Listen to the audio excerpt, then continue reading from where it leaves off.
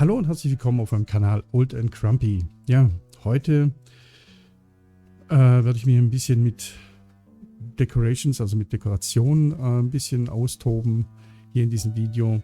Mit diesen Blöcken, diesen Regalen, diesen sogenannten. Ja, das sind relativ neu in der Minecraft-Welt.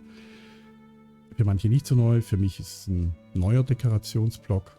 Und ja, das öffnet einfach unzählige Möglichkeiten, wie man seiner Kreativität ein bisschen Lauf lassen kann zur Dekoration von, ja, wirklich von Details in Minecraft.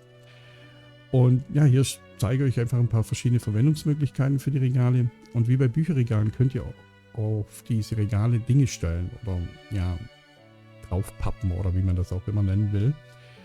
Und wenn man da ein bisschen Fantasie hat, dann kann man so euren Bauten, euren Builds so den letzten Schliff geben. Einfach von den einfachsten Blumentöpfen bis zu schicken Schreibtischen oder anderen Möglichkeiten. Es gibt viel, was wir hier noch entdecken können und für was wir die benutzen können. Aber das sehen wir dann in zukünftigen Videos hier auf dem Kanal. Ja, und hier noch ein kleines Update bzw. eine kleine Erklärung zu meinem aktuellen Gesundheitszustand, was ich ja bisher nicht gesagt habe. Ich habe am 12. Dezember hatte ich einen Herzinfarkt und ich wurde ins Krankenhaus eingeliefert und mir wurden 2 Stents gesetzt. Das war, sagen wir mal, eine sehr schwere Zeit, da ich immer noch eine Verengung an der Rückwand meiner rechten Herzkammer hatte.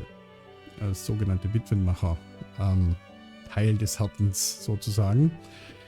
Und eben aufgrund meines Gesundheitszustands musste ich ungefähr 6 Wochen warten.